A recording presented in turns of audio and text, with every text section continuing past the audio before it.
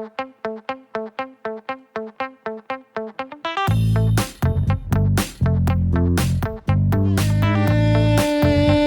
welcome to another episode of the Miles Offside podcast, where we talk a little bit of football and a whole lot of nonsense. My name is Oscar Puente, also known as Footy from Afar, and with me is my co-host, super producer Ian Stimpson. How's Gray doing? The world needs to know. Fine, all doing fine. The world doesn't need to know, let's face it. This is getting worse Milo? every Was week. the other one named Milo? Is that right? Yeah, Milo. Yeah. How are Gray and Milo? Yeah, both fine. This is not what the people want. I think I'm coming round to Chuck's way of thinking on this, to be honest. You're like, stop asking me about my fucking fish, dude. Enough. All right, well then fine. If you're not going to tell me about the fish, fill the banter section with something else. I don't know. What do you got? Oh, not a lot. I mean, there's games going on as we record. Bournemouth have just scored against Forest, which is bad for our Patreon, Mark Daffin. Villarreal are up 2-0 against Liverpool. Which I'm is watching good on for my you. phone over here. Yeah. This is delightful. They just scored the second one. It's 2-2 right now. Oh, I don't know whether you saw it. There was a clip that sort of went semi-viral over here of Jason Cundy, who's an ex-professional footballer of sorts, who was on TalkSport and was saying that Villarreal and how they were playing in the first leg was an absolute disgrace. A disgrace. It was disgusting, and they shouldn't be, they shouldn't be gracing the tournament with that sort of football. And it's like, what are you talking about, you fucking clown? Like, that's going to look Ian, even don't more you know ridiculous. that any team that is not English is a disgrace? Well, It's that simple. yeah. And, there's only certain ways you're allowed to play football, obviously. Correct. Yes, obviously. 4-4-2. Big guy, little guy. Yeah. Lump it up field. Yeah, Boom. exactly. That's the only way. That's the only acceptable soccer. Villarreal with like their budget of fuck knows what fraction of some of the bigger clubs, but they've only got to play a certain way that Jason Cundy says so. But he looks even more ridiculous now because they're 2-0 up as we speak. So yeah, More like Jason Cundy. good. There you go. You're gonna have to get the bleep machine out for that one. Yeah, not often for you, Oscar. No. Well, Chuck's not here, so I got to do it in his honor. Absolutely, yeah. As an American, it does feel particularly wrong to say. Yeah, Even after all these years of hearing it over and over and over again every week. feels weird in your accent. I know, it's too aggressive. It's way too aggressive. Well, if you are joining us for the first time, thank you. We're very happy to have you. We are one American and two Brits normally, and we like to talk about the Premier League, but often get distracted. If you are back, thank you. We appreciate it. We love you. Like, love you. Proper. Yeah, give it to you good. Biblical. Tell a friend, leave us a 5-star review. We might read it out 6 months later if we happen to notice that there is one. But yeah, I mean, I don't have any news stories other than Chelsea might not be getting, so I guess we'll talk about that. Chuck's not here, so we can take 20 minutes on Chelsea as the quote-unquote rapid-fire news. Not that I really want to talk about it, but Ian, have you seen the story that came out today with Chelsea? The latest updates with the ownership? Chelsea are trying to weave paying back the debt into the deal, which was not previously a factor. Apparently, Roman was willing to forego that debt, but that seems to not be the case now. It does seem a little bit of playing hardball towards the end, but to get I mean, turns out our evil billionaire war criminal owner is not such a nice person. Who knew? No, I mean, I still think, and maybe I'm naive here, that he does genuinely feel something for Chelsea and wants like the best for us long term on the way out, hence the assurances about the future of the ground and someone has to stay owner for 10 years and all that sort of stuff. But at the end of the day, $1.5 billion is not something that people are generally willing to part ways with. No, you don't get that rich by writing off billions. Yeah, just being like, no, it's fine. You can have it. Honestly, I didn't even need it. I didn't need it. It's fine. Yeah.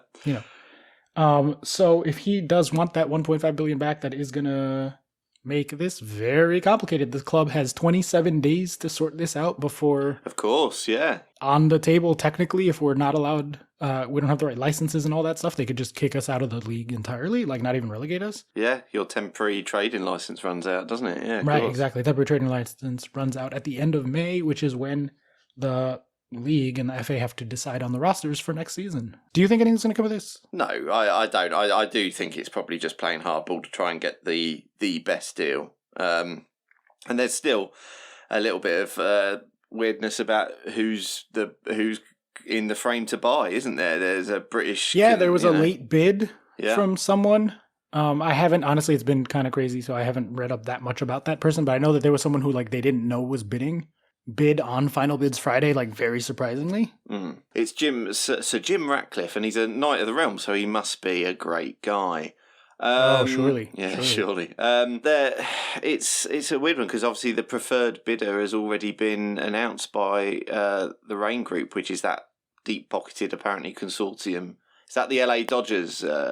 That is the LA Dodgers, yeah. The least of the evils, as we discussed, I think last week or 2 weeks ago, whenever that was that we had that conversation. They do a good job running the Dodgers. But he's still not doing it on his own. It's still backed by private equity firms. Backed by a bunch of people, but they also own the Dodgers. Like, he's not the only owner of the Dodgers. Yeah, right, okay. So it's him and his buddy. They own the Lakers or part of the Lakers. They own the Dodgers. Okay. And now they're trying to get Chelsea. And they're all super into analytics. The Athletic had a really good piece about like the whole crew.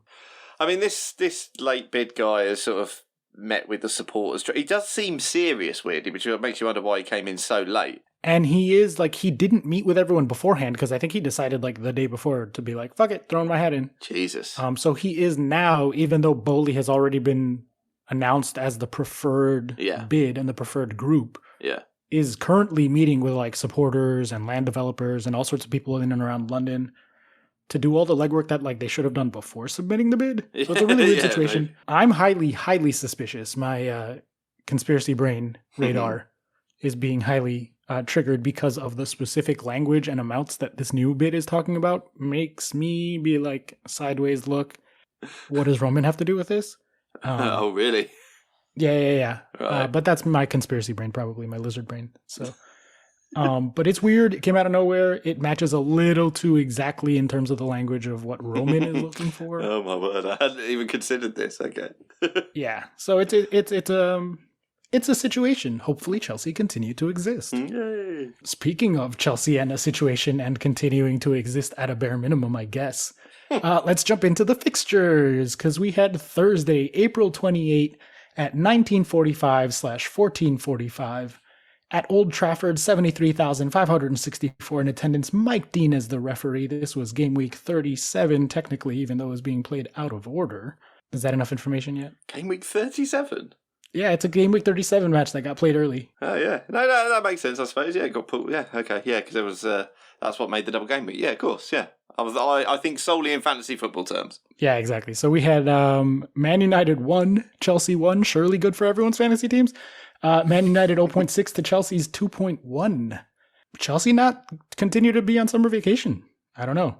I didn't watch this because I don't want to see Man United on my TV screen. Oh, really? Your anti Man United thing goes as far as not watching them even when they play Chelsea? I mean, if we were still in like a title fight, I'd watch it. But like, course. We don't have anything to play for. I'm not going to go crazy to watch a meaningless Premier League game against a team that actively makes me angry to see on screen. Did you catch this one? We smashed them on XG 2.1 to 0.6.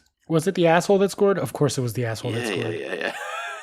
Yeah. Marcos Alonso scored. That's nice. Yeah, another arsehole, but yeah, fine. Yeah, true. Fair. Yes. Chelsea are just fully on the beach. The pina coladas are out, aren't they? I mean, which I don't really blame them for. It's a very odd situation for them to be in anyway. Yeah, and obviously we'll come back to this with the Everton result being the more notable thing. By the way, fucking called it. Told you so. Yeah, you did. Yeah, you did, to be fair. But yeah, Chelsea are checked out, man. It is a shame because, I don't know, I think the frustration in Tommy Tukes is really coming to the surface because I don't think he operates on the same level as maybe some beached players. No, he has no chill. Yeah, zero chill. Zero chill. He's so intense that I don't know if you remember when the whole like racism thing happened in the Champions League at PSG with like the players walking off the field. Do you remember that? Yes, I do. He was the coach and he basically was like, yeah, racism, bad, but also like, let's play soccer. He was like pushing to play the soccer and like was way too focused on the soccer of it all. Yeah, wasn't a good look. Problematic. Definitely problematic. I do remember that being mentioned, yeah. Yep. Okay. But he cares way too much about soccer. So he has no chill. He is, I think, the only person at Chelsea who doesn't realize that like none of this matters. Some players, I don't know whether they'd be playing, not putting themselves in the shop window just in case it all goes tits up at Chelsea, but you might expect a little bit more from professional players on large amounts of money. I mean, I don't want to bring money into it because that's a very Jason Cundy thing to say. But it just, the lack of commitment is a little bit a little bit disappointing. I mean, I guess you don't really care as a supporter either, because you are fully, you're checked out on the season as well, aren't you? I mean, Oh, fully. Yeah. I still yeah. have people in my Twitter mentions who are like, oh, this fucking Chelsea team's a disgrace. I'm so mad at half of these players. How could they not have? And I'm like, You just don't care.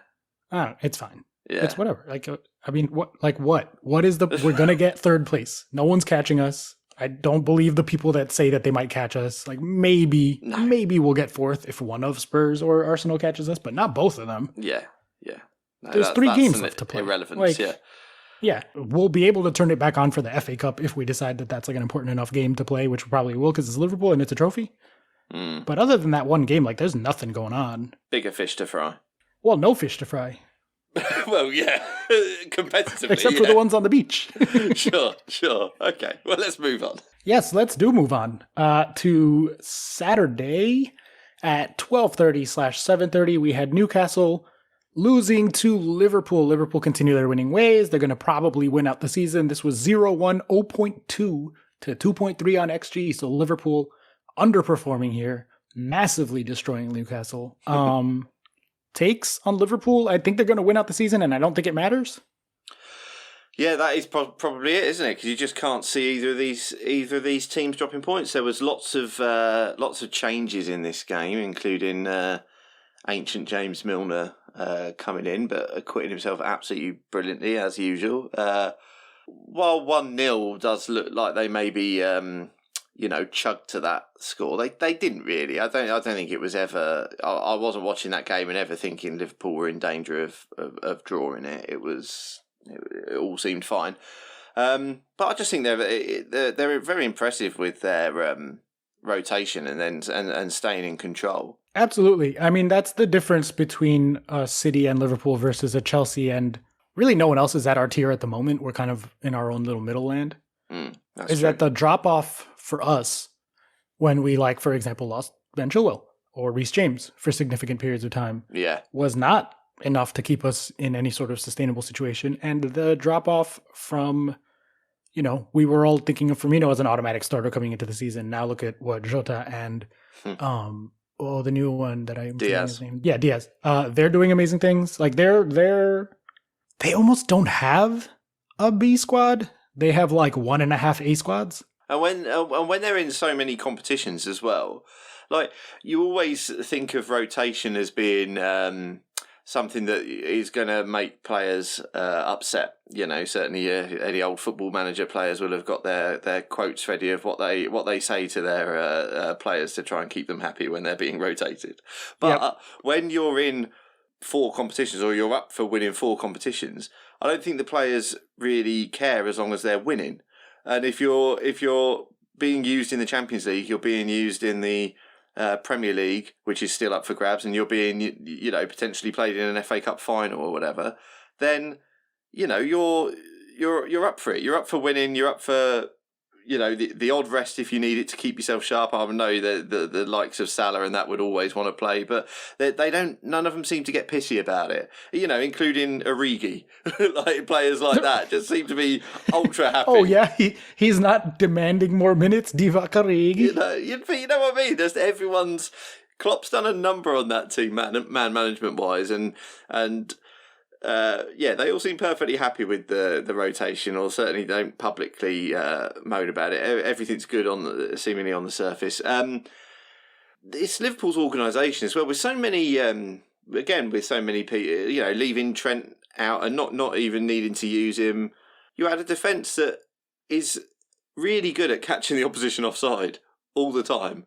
Like, there were they're very well drilled. Yeah, really well drilled. But do you know what I mean? When you rotate in defence and you can still have that level of organisation where you catch people offside consistently. Well, they rotated, but one very notable name was there doing the organising that wasn't rotated, and that's Virgil van Dijk. I mean, you could look at, again, I'm just going to keep comparing to Chelsea because I'm a Chelsea fan, and that's the context through which I understand all things. When Silva's not in there, we're fucking shambles. Like, we're all over the place. And sometimes you just need that one, organizing force in defense there, and they can hold it together with other, less good players around them, and sometimes they can't. But like Van Dijk being there, I think is why. Like they had Van Dijk and Robertson in there. It wasn't like a completely rotated terrible defense. Yeah, you're right. I suppose you're the talismanic defender remains all the time because Virgil's so important to how they play, and that was shown in the season when he obviously was injured for a lot because they struggled, didn't they? Yep, their numbers fell down to our level, underlying wise. Yeah. Bournemouth have just been promoted to the Premier League. Sorry, Mark. You already know this, obviously, Mark, but we do feel sorry for you there. Although you've still got the playoffs to come. Nottingham Forest will presumably be in the playoffs. Come on, you Forest. But yeah, pitch invasions at Bournemouth. So we get to see Fulham and Bournemouth definitely next year in the Premier League. Yay. Okay. All right. I like a red and black team. I'm okay with that. Yeah, okay, good. And Fulham. Always nice to have West London neighbors in and around. Yeah, little derby on the go. Shall we continue down the running order of games? Yeah, go for it. All right. Well, next up we had Watford losing to Burnley. Watford 1-1 to Burnley, 1.9 on XG, 1-2 on the scoreline, so exactly matching. That does put Burnley on at 21% currently to go down. So they are the least likely of the three in the race. Well, it was a topsy-turvy weekend for the numbers. I was checking in after every game, and yeah, it's really changed. But anyway, yeah, sorry, I interrupted. We want it as close as possible to 30-30-30, I would say. The more excitement there is in the last day, the better. But yeah, This result puts Burnley on 21, combined with the other results of the weekend. This continues to me, this time of year is weird, because it's like, should be the most predictive according to the underlying numbers, because like we have the most data. Right. We're towards the tail end of like, this is when the data is really useful. But at the same time, like there's very real externalities around like teams checked out versus teams still playing for stuff. Like Liverpool just destroying Newcastle because why would Newcastle try? Like who cares? Or Watford. Like why would Watford put any effort into this match whatsoever? Yeah, so that is weird. Most data, but probably also most variance from those factors, there's a lot of like reason to think that it's going to vary from the data, including Burnley winning here. Burnley, was this? I didn't watch this, obviously. Of course you didn't. Was this the new beautiful Burnley? Joga bonito, tiki-taka, Burnley-taka? I don't know about that. It was the usual, very direct Burnley. But it's Burnley that seem to have really got belief in themselves. And that old tactic. Well, I don't want, belief and mentality. Is that what's going to keep them up? Well, I'm hesitant to say that because the manager they got rid of was Sean Dyche, who you would presume was the manager who would give all that belief and blah blah blah. Because not particularly someone who you ever thought was tactically astute. But then he kept Burnley in the Premier League forever with no money and no talent. And who a good manager in my opinion. You're right. You're happy with Dyche as a manager. That's interesting. Okay, I didn't know which way you would go with it, with knowing your sort of dislike of Burnley. Happy is not at all the word I would use. Anything to do with Burnley. Understood. Yeah. I think that the way in my head, at least, I measure a good manager versus a bad manager or a neutral manager. Which I think people forget all the time. Like, you don't have to be either good or bad. Like when I say Arteta's not a good manager, I don't mean he's a bad manager. There's a middle ground. But I think that he was decidedly on the good side because he got more out of his squad than you would otherwise think capable normally, I would say. And that's the mark of a good manager. How much are they overperforming their wages? You know what I mean? Like, there's very directly an equation that someone has built somewhere that's like, if I spend this much on wages, this is how many points I can on average expect to get. You take that number and then you look at a manager and see how much they over or underperform that. And if you do enough sample size and kind of like squint your eyes a little bit and pretend that there's not other stuff going on, you can kind of sort of begin to vaguely develop a sense of who's a good manager or not. And I think he was a good one. Ugly as fuck though. Ugh, never wanted to watch them. Both ugly physically, that man was hideous, and also like the football on display. And like orally as well, like just very hard to listen to. That's true. With the gravelly tones. But yeah, everyone when Dyche got the boot was very surprised and thought it was probably a poor decision. But I don't know, it does seem like this Mike Jackson just seems to have been just the freshen up they need. Because as I say, I disagree with a lot of people that say that the playing style has changed. I don't think that's the case. I think there's been a slight up of intensity. There's been, I think the stats show that they're running a bit more. I think there's possibly been, I don't know, just a bit of genuinely a bit of a kick up the arse. But well, running more versus running zero, like, if you're only ever penned in your own penalty area, not moving. Yeah. If you venture out to like maybe the halfway line, that's a lot more ground covered. So like there's a lot of running going on compared to before. Yeah. I thought Burnley were good in that never give up mentality. They have got a lot of points out of games recently that you would not have necessarily had them signed up for before, and yet now the momentum, which is a thing, it does seem to be with them. And when they're playing these mid-table opposition. Now you are, and I'm not obviously factoring Watford as mid-table opposition, but when they were playing Wolves or whatever, you're like, yeah, I fancy Burnley. I fancy Burnley to have a go here. They've always got out of the shit before, and at the minute we just seem to have got a very well-timed new manager bounce. So why not? Why can't they ride that wave? And it was looking very good for them at the end of the 3 o'clocks, because obviously Everton were yet to play, and they had seriously reduced their percentage chance of going down. I mean, there's like 3 games left, right? 4 games left, depending on the team where they are at the moment. Yep, 3 or 4. Yeah. That's every point is like so important. It's massive, especially when you're talking about one of the. Well, no, both. I guess both of their rivals for relegation being what you would generally consider good teams. Like Leeds did so well last year, and Everton are obviously Everton. They're a sort of a bit more of a legacy team for the Premier League and for the top flight. So you're talking about teams that have been worse than you would usually expect. So those, I don't know, games in hand for Everton feel more just, and this is totally wrong based on their performance this year, but to me as a football fan who's watched Everton in the top flight all his football in following life, like a game in hand for Everton feels more valuable than a game in hand for Burnley, and that is obviously at the minute possibly the wrong thing to think, because Burnley have got a lot of momentum. Burnley, I never thought that they would struggle against Watford. They actually did. They let Watford start very brightly in both halves, which wasn't great really. Usually not a good idea. No, it wasn't great. But then it all came good in the end with, I think, you're not going to like it, but with grit and determination, There it is. But there you go. Did you see poor old Roy Hodgson was getting some shit for his sunglasses? Oh, but British people don't wear sunglasses.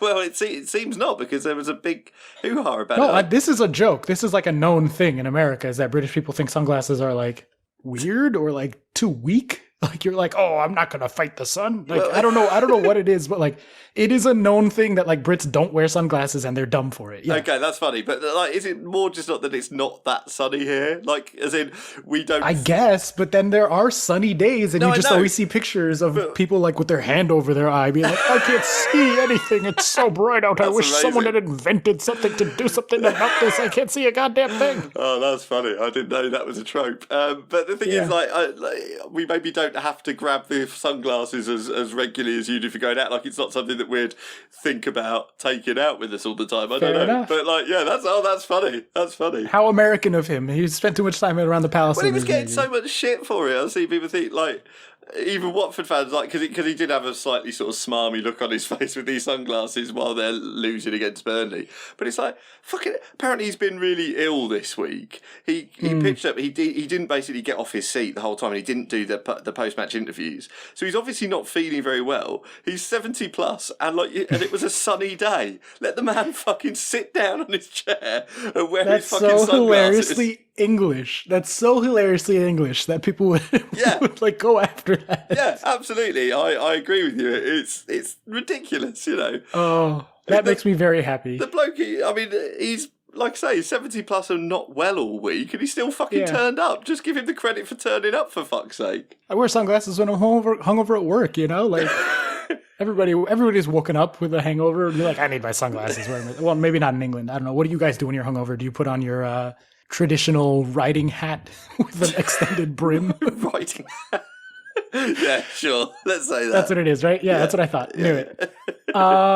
Let's keep going. Another 10 o'clock game. We had Palace winning. This is nice. Palace 2, Southampton 1. Palace 0.9 to Southampton 1, 0.5. Who done did score? We had Eberechi Eze and Wilfried Zaha. Zaha in the 90 plus 2 for a dramatic victory here. Come from behind because they started off with conceding in the 9th minute. Up the Palace. Sure. I did not watch this and have I didn't watch it either. no takes because it's got to that point now where when you're looking down the running order and looking what you should watch and pick up for highlights. When I'm looking at two mid-table, and I knew Chuck was, because Chuck's away in Spain, the lucky bastard. So I knew Chuck wasn't going to be on the pod this week. I was like, do you know what? I don't need to watch that match. That is two mid-table teams. Fair enough. Well, an update on the underlying numbers then, just to sort of wrap up the Palace game. They are now up to 5th best underlying numbers in England in the Premier League. They have officially passed one of the big 6. Over the whole season. Expected goal difference per 90. They are more than twice as good as Manchester United. That's exciting, man. That is exciting if you're a Palace fan. Very exciting. Quite a stat. Like you say, if it's over the whole season, that's impressive. They've had the 5th best season by the underlying numbers. That's like, my brain doesn't comprehend that. So we're just going to move on because it's Palace. But we'll move on from there to the biggest game, I would argue, of the weekend, probably, at least in terms of the both implications at the top and bottom of the table. We had Leeds getting fucking destroyed by Manchester City, 1.2 to 2.7 on XG, 4-0 on the scoreline. Yet another dominant performance from City as they just casually stroll, putting up 9 million goals a game to the title. This does have them at 68% to Liverpool's 32%. Again, that is not anything other than the fact that neither of these teams are going to drop points between now and the end of the season, probably. Yeah, well, it's maybe more the story Leeds because you never expect a Man City or a Liverpool team to drop points these days. It just doesn't seem to happen. Nope. This does put Leeds at 45. They are now the favorite of the 3 at the moment, that's but what it's I obviously mean. very, very close. At one point in the weekend, I looked and Everton was 60%. And, I know. Then they did what they did, or Chelsea let them do what they did. And bit of both. Yeah, sure. You're welcome, Frank. We love you. Yeah, a little favour there. And then suddenly it's all changed. And Leeds, who I really like Jesse Marsh. I think he's really good. It's just I heard an interview with him that I had in an old podcast. I'm literally a year behind on non-topical podcasts that I listen to, and I had a fairly long interview with Jesse Marsh, and the way he spoke about football really impressed me, and obviously he hadn't gone to Leeds at this point, so none of that had happened. But it's a tricky one with Leeds because they obviously lost. They sacked Bielsa, who's a bit of a legend. Jesus, I'm talking about underselling.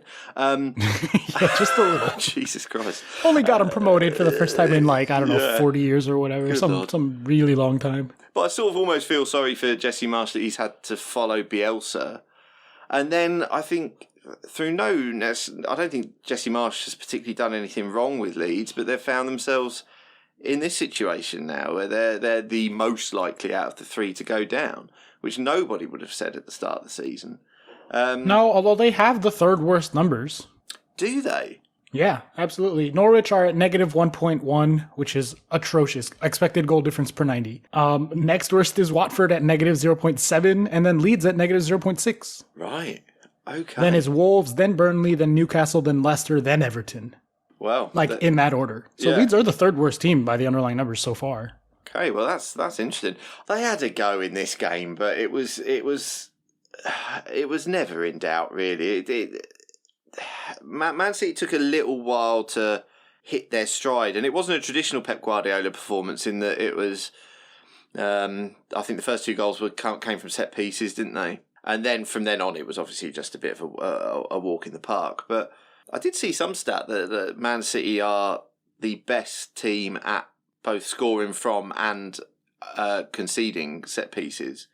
I think they've only. What do you mean? So I think Man City have only conceded 1 goal from a set piece this season. All season? I think so. Yeah, let me check. In all competitions or in the league? Either way, in the that's league, insane. I think, but all yeah. competitions would be twice as many games. I'll tell you what, I will double check that while we talk. But yeah, I'm sure I saw something about that, which is interesting because obviously that's incredible. You think of a Pep team as always just playing through goals from open play, but they're both scoring and not conceding from set pieces. They're just incredibly well drilled as well. So as a team, a game against a team like Leeds where they harry you physically, and this game was pretty physical. I thought the referee did a pretty poor job of a lot of that this weekend. Quite a violent weekend in the league. Yeah, I think. I mean, it's that time of year, right? Everybody's testy. Well, yeah, and there was a fair bit of ill feeling on the pitch, it seemed like, and it wasn't quashed by the referee, and it ultimately felt like it led to Dallas breaking a bone in his leg. So it turned out, and so that's a season end of him. And it wasn't even like it wasn't a Grealish challenge. I mean, I think it was more a Dallas challenge, if anything. And it was just over exuberance on all sides, and it led to a nasty injury. But yeah, there was a physical intensity to this game that maybe previous iterations of Pep's teams might have struggled with, but they just soaked it up for a bit and then used their set pieces well. And it's impressive that there's a different way that Man City can win games. I think there's not just a plan A anymore. I did feel like in the past there was a little bit of that. It was plan A. Yeah, or nothing. especially when Fernandinho was out, they didn't have much of an option. Yeah. To play differently. I remember that being a huge issue. I mean, they just win every title anyway, but a thing we talked about at some point. Yeah. You know what I mean? Yeah. I mean, I'll say this. Just because they have more money than Brentford doesn't mean that they can't employ all of the wonderful analytics and tactics that are brought up by analytics at a lower level as well. It makes sense that they'd be really good at set pieces. Liverpool, right? They have a set piece coach who's just their set piece coach. Yeah. Is that right? Was it Liverpool that has that? Yeah. I mean, to be honest, that's becoming obviously more. Even Peterborough had one. Look at that. Yeah, he was sacked very quickly because we were awful at set pieces and he was not improving us. Okay. but I mean, yeah, exactly. It's a huge thing now, isn't it? That specific set pieces get coached, I mean, I wish Chelsea were better at set pieces, if I'm honest. Here we go. So I found it. City's set-piece expertise in this season's Premier League, they've scored the most goals, 18, and conceded the fewest goals, 1, an Ollie Watkins goal for Aston Villa in December from set-pieces.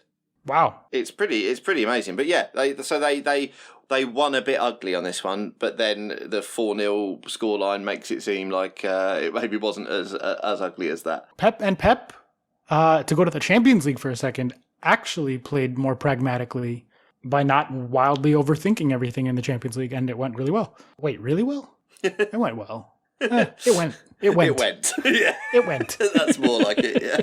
I mean, Benzema. Oh, boo. Oh, sorry. Side note, Villarreal just conceded through the keeper's legs. I've just seen it, yeah. That was highly savable. Yes, that was. Oh, dear. Poo on that. Well, listener, you'll know what happened in the next 30 minutes of this game. But yeah. I'm angry right now.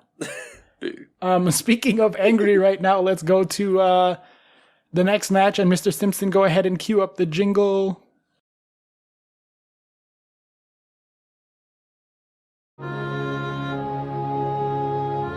Oh, they're better We than had they are Tottenham today. beating Leicester. The Tottenham laugh 3, of the Leicester week. 1. Tottenham 1.5 to Leicester's 0.4. That's not really a Burnleying, but they overperformed, and I don't like Tottenham, so we'll give it there. Just entirely disingenuous Burnley.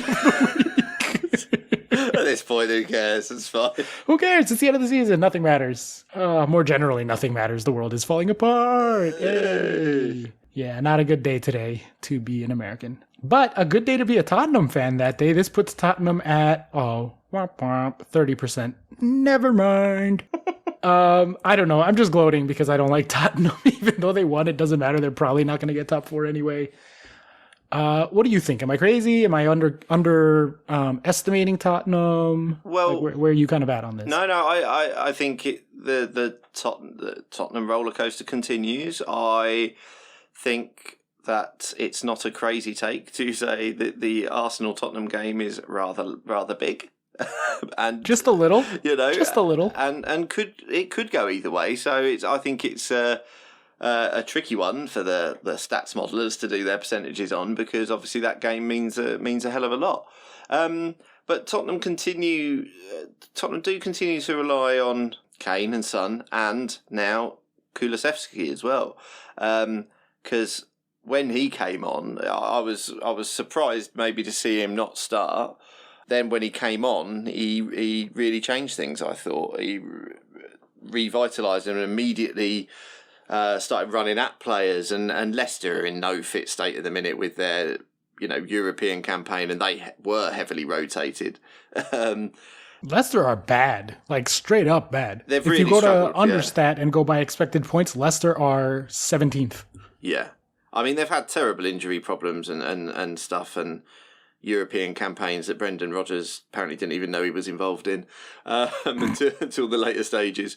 But yeah, it's been a rough one in the league for them, definitely, and I think they're going to need to rejig things over summer. But yeah, Tottenham should have seen this match as a gimme, but it took them a little while to get going. But ultimately, they did it. Kulusevski, I think he's a really, really impressive buy for them. He's been excellent since he arrived, and yeah, I think that's sort of the sign of a really decent player when they are left out of the 11, and you see no option other than 10 minutes into the second half to bring them on. Because that's not your 75th minute substitution. That's, for fuck's sake, we need some pep here. We need to, do something. Let's get rid of Mora, who was pretty anonymous throughout. And then the team... Surprise there. Well, yeah, exactly. And then the team, instantly changed. Obviously, a lot hinges on the summer about whether they keep Kane.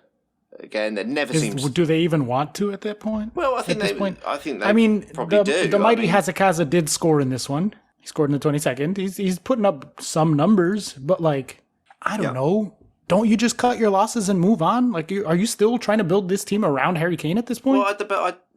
Well, I don't know if you are trying to build the team around him anymore, but I also don't know because the season's not been as good, and other teams have probably moved on. Man City look like they're going to close the Haaland deal and stuff, so they're not going to get what they would have got for him. So do you just keep someone who is still an incredibly good striker? I know we sort of take the piss a little bit and said, yes, you'd have bit their hand off for 100 million because you would have, or you should have maybe. It was dumb at the time and it's dumb now. Yeah, I think as well. The Athletic did an interesting thing this week as well about quality of goals, right? And because they were doing a bit of a stats thing and saying that should we be ranking players' goals as to their importance in games? We've sort of mentioned it before about sort of game state type things of where if a team is 2-0 down and they might be capitulating, well, basically they're saying if a player scores another 2 goals to make it 3-0 and 4-0, those goals aren't as important to the team because the game was already won. Apparently, Kane is on average the scorer of the most important goals. He always seems to be a match winner for them. That actually makes sense to me. Yeah, he picks his moments really well. He does love an occasion. I mean, he always scores against Chelsea, so he's clearly up for it for the big games. How fucking hilarious would it be if Chelsea bought him? Oh God, for $10? Surely not.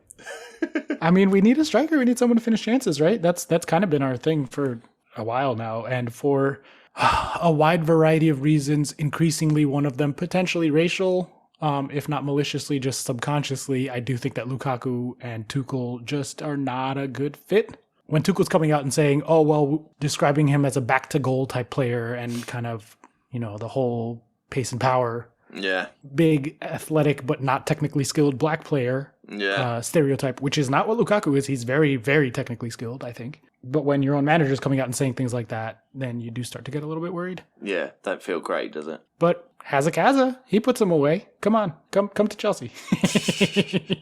I'll just say that because I'm picturing Jeff's blood boiling. Absolutely. I can picture your shit-eating grin as we speak. Yep. Yeah, you can hear it in my voice, actually. Yeah. Speaking of shit-eating grin, let's go to Everton 1, Chelsea 0. Everton 1.3 to Chelsea's 1.2. Normally, I wouldn't have a shit-eating grin over a Chelsea loss, but it doesn't fucking matter, and I told you guys that Everton was going to win this. And this does put Everton at not the most likely to go down. They're only at 34. Obviously, again, those numbers are changing so much over the course of every weekend. But, Super Frankie Lampard gets a win from us. You gotta give it to the boy so he can stay up, Rolled over and had your belly tickled. So I don't know whether...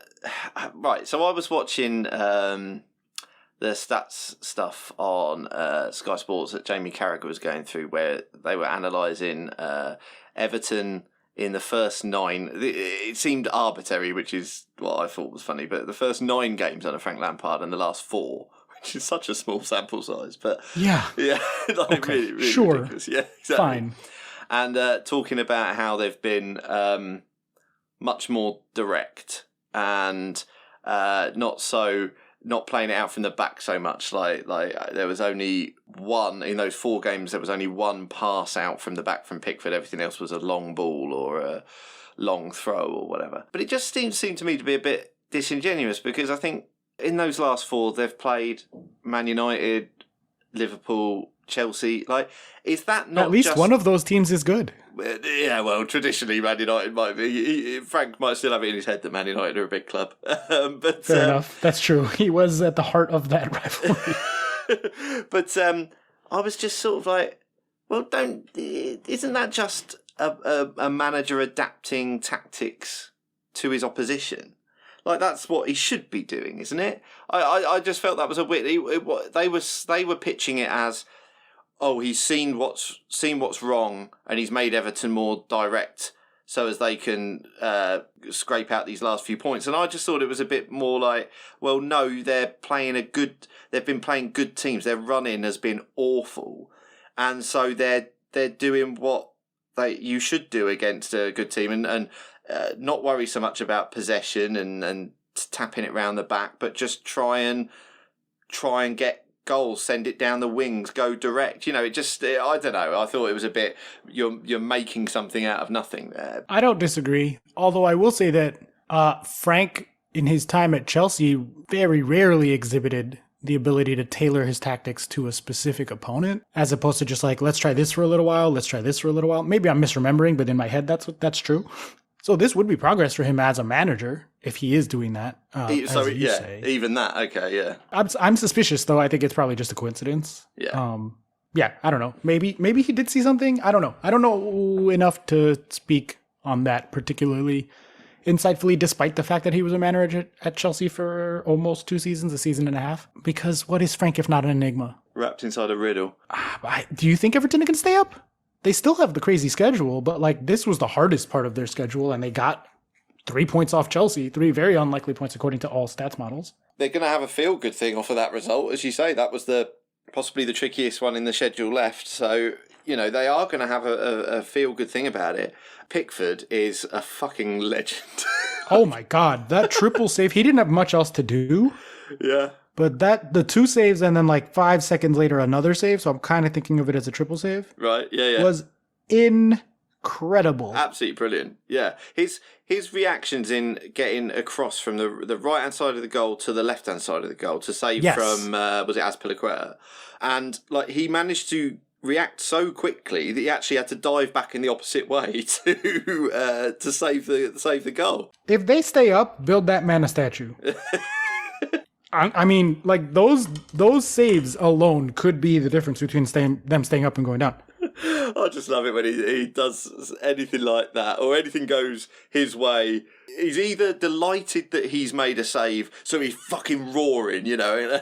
Absolutely no. Or he's absolutely furious that he's been put in the position where he has to make a save, and he'll be just screaming at his defenders to get out. Just like, get the fuck out! He just fucking Yeah, pretty much. goes at him all the time. It's absolutely brilliant. But yeah, no, he was superb and absolutely kept him in it. I'd be interested to know what the the XG of those individual chances were that he saved.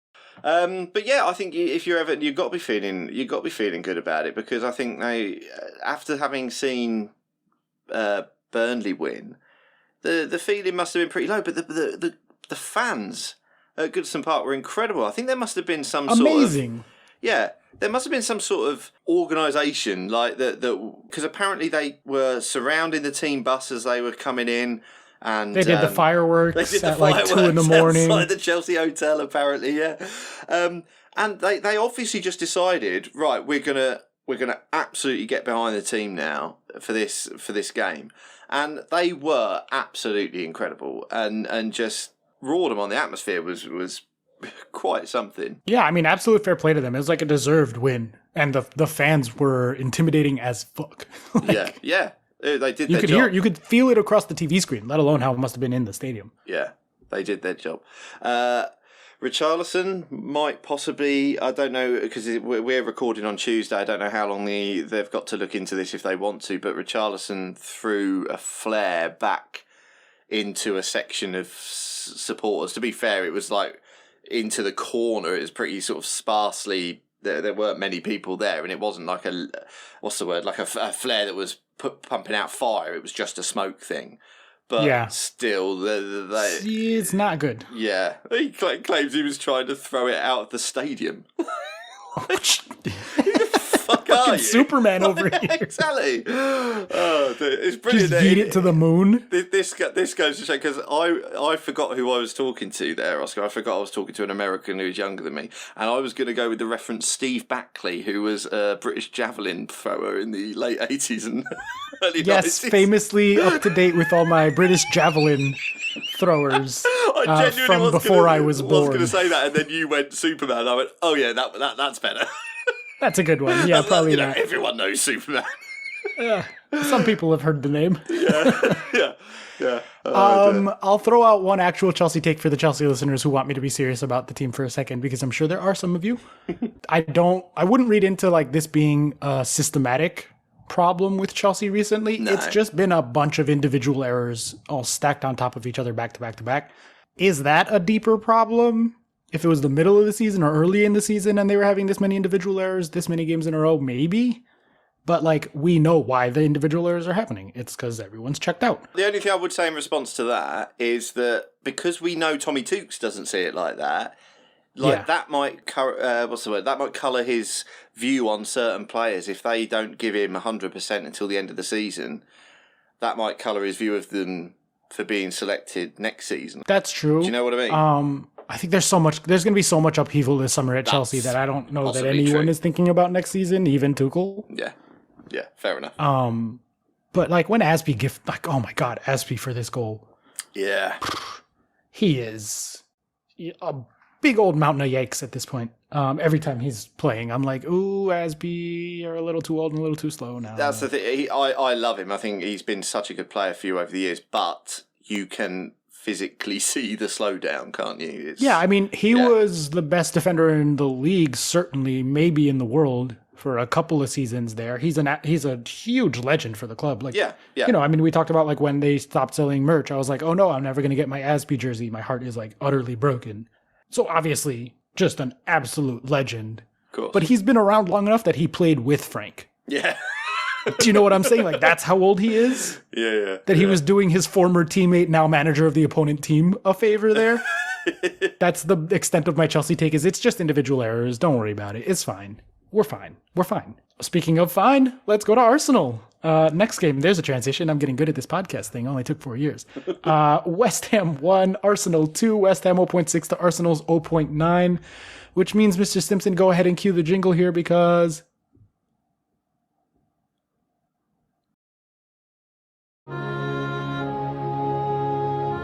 Oh, they're better than they We gotta give another disingenuous Burnley of the week to a North London team. Double Burnley. Double Burnley, just so that Jeff can't really complain. Because I did it to Arsenal also. Yeah, Fair enough. Please continue to be a Patreon, Jeff. We love you. Arsenal 71% here after this result. Currently at the moment, 71%.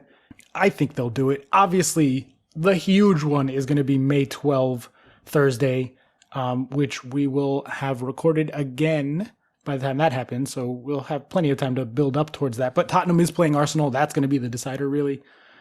At Tottenham Hotspur Stadium. So I don't know. Does that help or hurt? Unclear.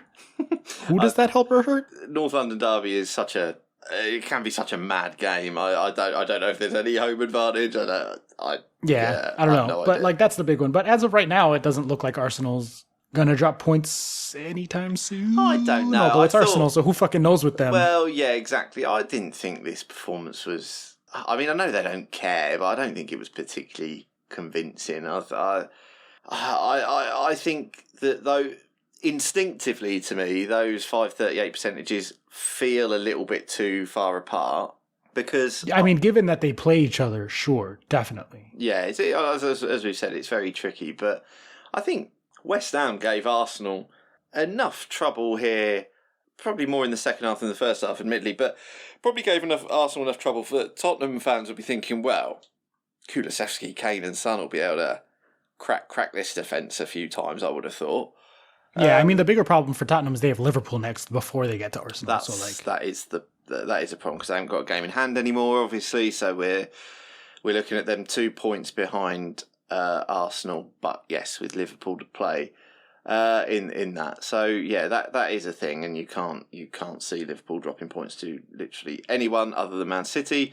Yep. So yeah, Arsenal and Tottenham, I think, for a long time have been these fluctuating forces, and it's you could tell me anything about the North London derby when it comes up 0-0, 5-2 either way. I'd believe anything, you know. So it's so hard to analyse anything. I think because of the inconsistency of Arsenal this season, sometimes brilliant, and I think for the future look great because we've discussed their young squad and how how much Arteta does seem to be good at getting rid of people who are engendering disharmony in the squad. Sure. And, yep. They're called Aubameyang. Sure. That's it. And he's got a young squad who seem to want to play for each other. Nketiah is not Lacazette. Is the best, highest that praise. That is a great description of him. That is correct. The highest factually accurate I can give him in that he is fast and runs towards the goal, which is the net thing. Lacazette, you could maybe do with finding a few more times. I know. Remember when Arsenal were overperforming because of their elite strikers for like 2-3 seasons there, and then all of a sudden they were not. Yeah, wow. Like those two guys were the only ones keeping them at all relevant. Yeah. Those seasons where they were like, and I say relevant generously because they were finishing like fucking 8th or whatever. I don't know. I haven't kept track of Arsenal that much. Yeah. 8th or thereabouts. Something like that. I don't know. Sure. Somewhere below 4th. Yeah. That's all that really matters to them and to the rest of us in the Big Six, you know? So, like, but yeah, they labored to put away a not good West Ham team. Well, West Ham have got other fish to fry, haven't they? So they're similar to. I mean, this was actually a stronger squad than I thought they'd put out. When I saw the starting 11, I was like, oh blimey! They are playing quite a lot of what I would consider their first 11. Which is not what Leicester did, obviously, but maybe wanted them in form. But West Ham, they're tired, and that's why. Aren't we all, Ian? Aren't we all? You can hear I'm just so tired. Yeah, absolutely. But I mean, again, it's another team with there being so many European competitions and British teams actually staying in them for once. It is a weird end of season. This really does feel like more and more teams aren't just on the beach. They are the socially acceptable on the beach, which is we're in another competition. We don't give a shit about the Prem. Right. So the integrity of the competition is completely fucked. Oh, completely. The incentives are all kinds of backwards this late in the season. It's delightful and crazy. It leads to like the last day of the season, there's always like a 7-7 game between two random mid-table teams who are like, who fucking cares? It completely skews fantasy football for the whole season. Oh, the last week is the best fantasy week because it like fucks things completely. We're approaching crazy shit territory. Yeah, silly season, definitely. I mean, here's what I think. If we're getting our early hot takes out of the way, I think Tottenham's going to win the North London Derby. Probably it's at their stadium, and Harry Kane turns up in big games. Harry Kane hat trick. They win the North London Derby, but Tottenham are going to lose to Liverpool, so it doesn't matter. And Arsenal certainly are. Well, who knows? It's Arsenal, but I doubt they're going to lose to Leeds. You know what I mean? Like, well, Leeds will be up for it. I mean, it's one of them. That's true. All four of those teams have something to play for. I'd probably rather play. Yeah, exactly. I'd rather play Crystal Palace at this point, even though I think they're probably a better team or a more complete team at the minute than I would at Leeds, because they're going to be up for it and, really got to fight for it. So, and, Jesse Marsh will definitely give you a team that fights for it. So, yeah, who knows? Remains to be seen. I'm not talking about the Monday game that happened yesterday. Nope, fine. Yeah. So, I don't know. What do we got next? Where do we go from here? Tell me about your FPL team. How about that? Aren't things close between you and Chuck? Well, God, they were getting close. Oh, and they're not anymore? What happened? Chuck had the game week of all game weeks. And did he now? Without playing a chip, ended on a score in the 90s, I think. Wow. And just, and I only got 52. I'll give you some other context as well. So I'm in a cash league that has a monthly prize, and I haven't been anywhere near any of them. But this month, I know, Ian, you didn't have to say that out loud. This month, I was going into the last week in second place. Okay, I got a chance here, and then I captained Robertson instead when everyone else went for Salah, so that worked out for me. It was looking good, and then I saw that first on my bench was Arsenal's Gabriel, and he scored, so it was about the only bright light in Arsenal's performance from an FPL point of view. And because Trent didn't play, I was going to get him off the bench. I was like, oh, lovely, I've won. I'm going to win that monthly prize. That's brilliant. I haven't won anything else this year on the FPL, so brilliant. And then checked a guy sort of 2 places below me, had captain KDB, didn't play, had the vice captain on Son. I got done by a vice captain switch. Oh no! And you could argue that mine was equally jammy because mine was a substitute off the bench. Who I'd chosen not to play. But I was just like, oh, you've got to be kidding. But I'm rooting for you in this story. So well, exactly. Thank you. And the other thing that happens is, which Jeff is involved in as well. Actually, Jeff Pedder. I'm in Always Cheating's. Well, no, they don't run it. Some other podcast does, because you're not allowed to run cash leagues. I'm in their cash league, and they run it with an American playoff system. So the top 8 in that league go into a playoff in game weeks 36, 37, 38. So that starts this week. Oh, that's cruel and unusual to let the title get decided by game week 38. Yeah, it's fun. Well, they run 2 concurrent leagues. They do a classic league and this playoff league. Oh, okay. And, that's the reason I turned off playoffs in the Fantrax League, because I'm not trying to get the title decided in the last week of the season. That's just I've just had the luck of the green this year, right? Because I've finished in 3rd in the head-to-head league, but I'm 20th in the Classic League, in the normal league. So I've just had the luck of the fixtures this time. Yeah. But anyway, me and Jeff are both in the top 8 of that league, so we're now in a playoff, and I think the winner of that gets a few $100. Ooh. I only have bench boost left, and Jeff has bench boost and free hit. I just know what's going to happen. We're both going to get through our matches with the bench boost next week, and then he's going to free hit in 37 and take me out because I haven't got one left. And I preemptively hate you, Jeff. Just know that to be true. I postemptively hate you. No, I'm just kidding, Jeff. We love you. He's getting a lot of shit this week. He really is. It's your fault for having him as a guest on the FPL pod. Now he's like one of us, so it's fair game. Yeah, exactly. We stopped picking on Adam after he stopped guesting on the show. Yeah. I wonder why that happened. But yeah, my season's sort of ending better than it started. I'm trying to get into the top 100k, which is my my goal now, I guess. But yeah, Where are you at now? What's the current standings on that? 154. Oh, yeah. But I've got a bench boost, so that should, Fair enough. you know, That's true. that should put me up. I've literally got I've done the sort of usual anti-chuck thing, and I'm looking at going to have 15 doublers, ignoring all single game weekers, and yeah. Very nice. Oh, speaking of, I guess I'll update. Literally, no one cares about this, but we're very far into the pod, so no one's listening anymore. On our Fantrax League, because I never bring it up, but I guess I'll bring it up. Yep. We do run a 2-tiered. So we have a pyramid. Ian, you should be very pleased. I'm delighted with the pyramid. Draft style, American style fantasy league. And in the top division, I have officially, unless Johnny OG scores 7,000 points a week, basically. And I lose every game and he wins every game. I have clinched the title, which means that I'm officially I am hounding everyone in the league for all their Chelsea players. Part of the season, I have a full Chelsea. 14 out of my 15 roster spots are Chelsea. Nice. Aforementioned Adam is holding on to Antonio Rudiger. I keep offering Riyad Mahrez and he won't go for it. But that is because Adam is in a relegation scrap with other Patreon Johnny Boy Werthers to go down to the championship division where our good friend Chuck and co-host is automatically coming up, and it's looking increasingly likely like Sam Danby is coming up. Yeah. There's still a few games left. Shark to get that together. Sharkingham Forest. Ian, you fell off that completely. I've enjoyed the fan tracks this year. It has been fun, I must admit. I enjoyed draft night. I've enjoyed playing it.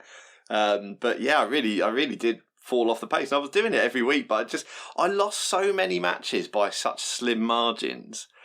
That is how it goes. And when you're doing these head-to-head leagues, like the opposite of what I was doing in FPL, where I've not been doing that great in FPL, but in that league I just had the rub of the green. It's just been the total opposite in Fantrax. I lost so many games by like a 10-point margin or something ridiculous. It's frustrating. We had a draw this season, which is the first time we've had that in a while. It's so unlikely. Yeah. For context, listeners, the score in that draw was 397.4 to 397.4.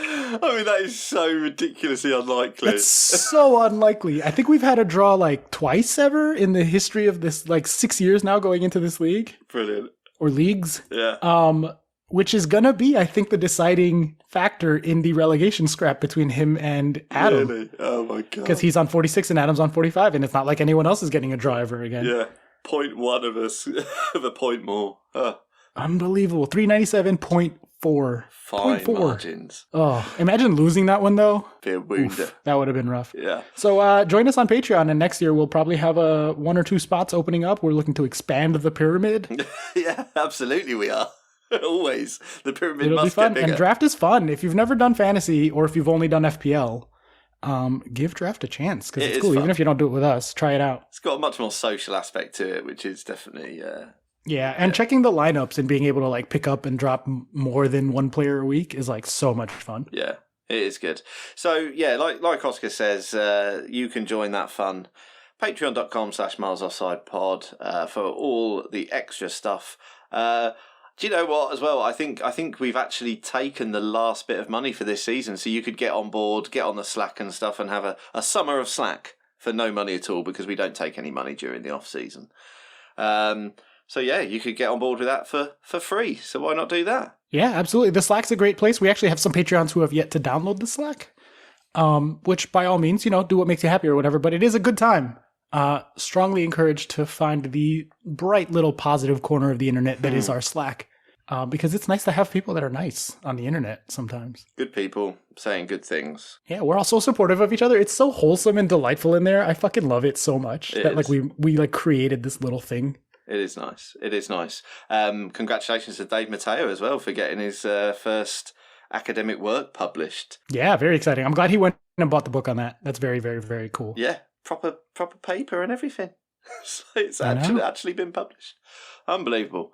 So congratulations, Dave, and I suppose we ought to call it there, Oscar, and say bye-bye. Thank you to our producers, our aforementioned producers. We've got Johnny Worthington, we've got Andy Penpraise, he's from Sutton, we've got Jeff Pedder, we've got Mark Daffin, sorry about Forest Mark, I am genuinely sorry. Come on for the playoffs though. We've got Nate Whitten, we've got Sam Van Dam, Sam Danby, and that's us. So I'll say goodbye there, and I love you, Oscar, bye! I love you, bye!